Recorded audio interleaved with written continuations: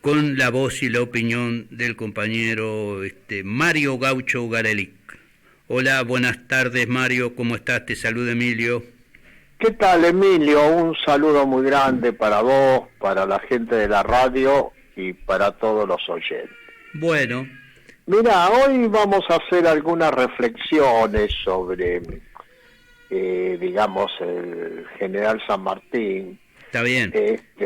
Estamos en la víspera de un aniversario más de su fallecimiento, así que es oportuno, pues ya mañana no vamos a estar. El general San Martín falleció un 17 de agosto de 1850, exilado allá, después de tantas batallas por la liberación en Boulogne-sur-Mer, en Francia. Exactamente, la palabra exilado habla de la desgracia que tuvimos desde el inicio.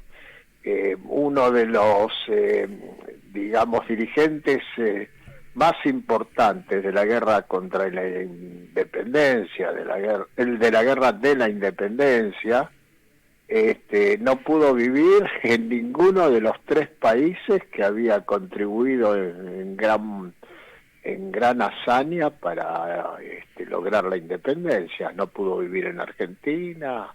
En Chile en algún momento por ahí podía haber vivido porque algunos de sus subordinados llegaron al gobierno, y tampoco pudo vivir en Perú. Eso nos tiene que hacer pensar, claro, sobre qué nos pasó con posterioridad a la Revolución de Mayo, quiénes hegemonizaron y qué es lo que pasó, y que el grupo que se impuso usó la independencia pero para beneficiar sus propios intereses, ¿no? Claro. En la Argentina no pudo vivir, pero intentó regresar y tratar de vivir. ¿Por qué no fue eso? Exactamente. Hay varios intentos de regreso, pero siempre se frustraba, en primer lugar, por una oposición política muy grande. Para simplificarlo, se dice que con Rivadavia estaba peleado desde el primer triunvirato. Vos sabés que en el primer triunvirato, que fue españolista, o sea, claro, después de la Junta Grande se armó un primer triunvirato que quería arreglar con el virrey, mejor dicho, que había arreglado con el virrey español de Montevideo, y Rivadavia era el secretario de ese primer triunvirato. Ese primer triunvirato con política españolista, diciendo que bueno, el problema era gobierno propio porque España estaba invadida, pero nada más que eso, seguíamos, hasta la bandera española seguía estando izada en el fuerte de Buenos Aires con el primer triunvirato. Rivadavia era el secretario de ese primer triunvirato. Y cuando viene San Martín al país, participa activamente en, digamos, la rebelión del regimiento de patricios y de otros regimientos que sacan al primer triunvirato, imponen un segundo triunvirato, y en el segundo triunvirato algunos cuadros del morenismo reaparecieron, muy debilitado el morenismo, pero reapareció. Desde ahí empezó una contradicción muy grande entre San Martín y Rivadavia. Si uno mira superficialmente, dice, bueno, estos dos estaban peleados y por eso cuando Rivadavia llegó a la presidencia lo perseguía. Pero en realidad es dos proyectos políticos totalmente distintos, ¿viste? Rivadavia contrae empréstitos con la Baring Brothers, abre puertas a un sometimiento neocolonial, y lo de San Martín es otra política, evidenciado sobre todo en los lugares en que pudo gobernar. En el corto periodo que gobernó Perú, desconoció la deuda que dejó el Reino de España. El Reino de España se había endeudado para pagar sueldos a los oficiales del ejército que peleaban contra los partidarios de la independencia. Claro. San Martín sacó una resolución diciendo, esa deuda no lo vamos a pagar si se contrajo para aniquilar nuestra independencia. Claro. Visto en los términos de hoy, del siglo XXI, podemos decir que era una contradicción entre liberación y dependencia, ¿no, Gaucho? Sí. Podemos decirlo... Sí, proyectos distintos. Sarmiento en un momento se da cuenta de eso, cuando los dos ya estaban muertos, y dice, bueno, uno es el más grande héroe militar de América, de esta parte de América, que es San Martín, y el otro es el más grande héroe civil, que es Rivadavia. Pues los dos al altar, con una idea de una síntesis sin ninguna discusión de si había proyectos políticos distintos, claro, o no había proyectos políticos distintos. Bien, mira, una reflexión previa antes de comentar algunas cosas de las cartas. Sobre todo teniendo en cuenta cómo votó un sector muy grande de la juventud y para no etiquetar, etcétera, etcétera. Tenemos un gran déficit, me parece, en cómo se enseña la historia en los colegios secundarios. La historia argentina, me parece a mí, se tiene que enseñar para comprender mejor el presente, qué es lo que nos pasó, o sea, qué pasó de una revolución de libertad y una guerra de la independencia triunfante, terminamos siendo países oprimidos, dependientes, disputados.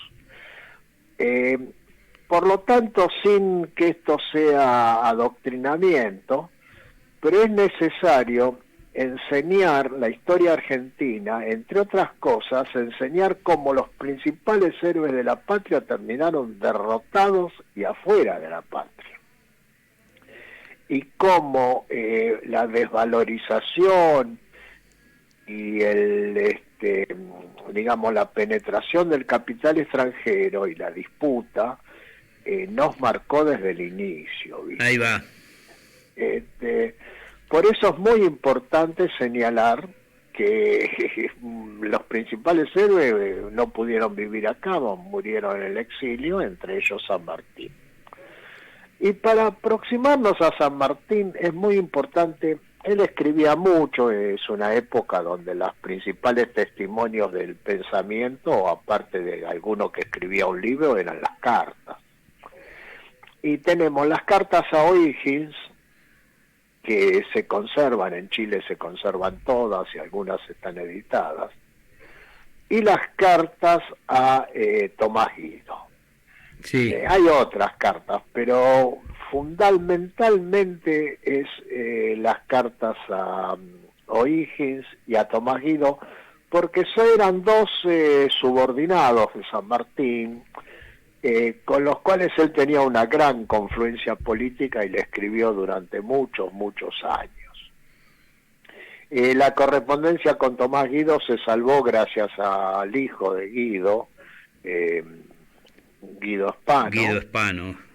Sí, y la que intercambió con O'Higgins está en Chile en diversos museos y archivos. Digamos de paso que O'Higgins tampoco pudo vivir en Chile, terminó su vida exilado en Perú. Bueno, hay una carta que es muy importante, que es del 20 de octubre de 1827, donde San Martín le escribe a O'Higgins diciendo de que, bueno, él no puede vivir en su patria, que por las cartas que le mandó O'Higgins se da cuenta que 8 o 10 cartas que San Martín le había mandado no le llegaron, y da cuenta de que evidentemente el gobierno argentino las ha interceptado. Le dice, me abren la correspondencia en forma grosera para que yo me dé cuenta que se lee. Es una conducta, usa la palabra inquisitoria, de la administración que está en Buenos Aires. Después le explica, dice, para vivir en Argentina tengo que tomar partido por alguno de los dos bandos, no quiero hacer eso porque no quiero derramar sangre de americanos, le da una idea, cosa que existe, de cartas de Rivadavia García, que dice, bueno, un general afortunado, un militar afortunado ha ido a Europa para organizar el derrocamiento del gobierno. Era la desconfianza que Rivadavia tenía hacia San Martín. No obstante, cuando viene la guerra con el Brasil, San Martín se embarca para ponerse a disposición del gobierno argentino, sobre todo cuando Dorrego llega a la gobernación de la provincia de Buenos Aires. Bueno, el 13 de febrero de 1829, cuando llega, no desembarca porque se entera de que a Dorrego lo habían fusilado y decide no desembarcar. Eso es una cosa que vale la pena meditar. Ni siquiera llegó, bajó. Se quedó en el puerto y no bajó del barco y pisar suelo argentino, decís vos. Exactamente, fíjate vos que es toda una imagen simbólica, porque se podía haber quedado 8 o 10 días y se volvía. Claro. No bajó del barco, en clara manifestación de repudio al fusilamiento de Dorrego.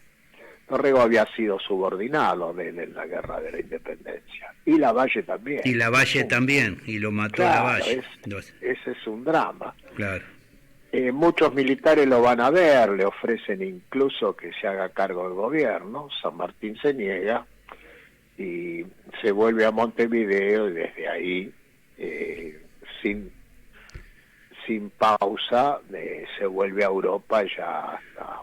Ahora, un tramo de esa carta, lo que vos me la enviaste y leí, lo que dice San Martín, además de las diferencias con el gobierno de Rivadavia y esa situación, que él no era hombre para mandar, dice.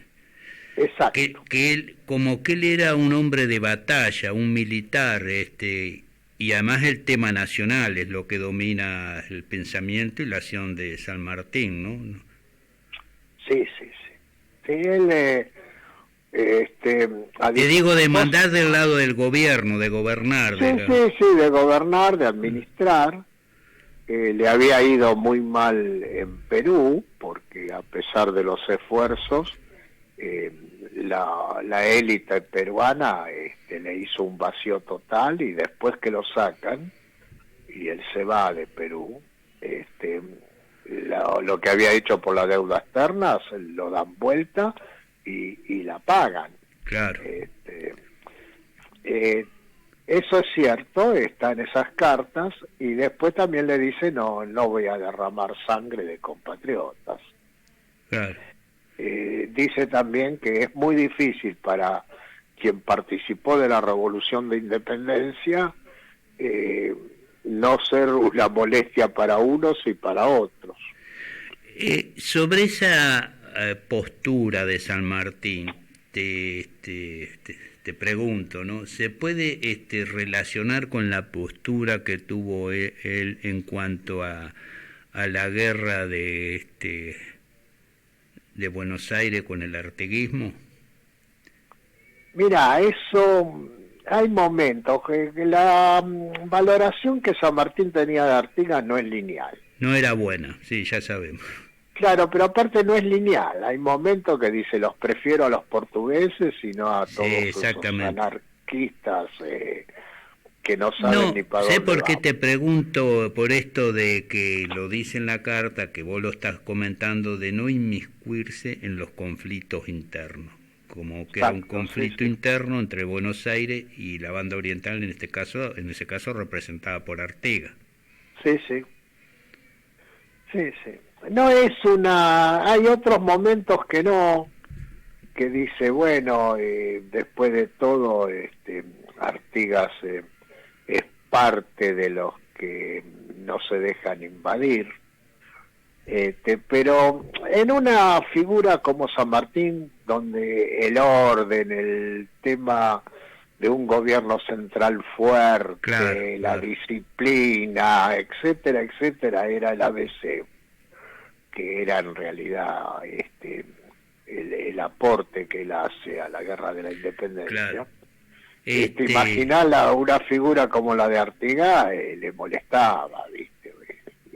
Con todo lo que no se sabía cuando se bajaban del caballo si eran tropas o... Claro, eran masas insurrectas, insubordinadas, no eran ejércitos regulares ni nada de eso. Exacto. Después es evidente que la línea militar de Artigas y en parte la de Güemes no era la línea militar de San Martín.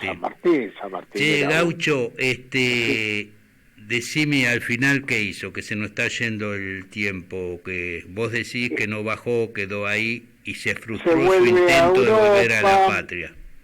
En Europa está unos tiempos en Bruselas, después está unos tiempos en París.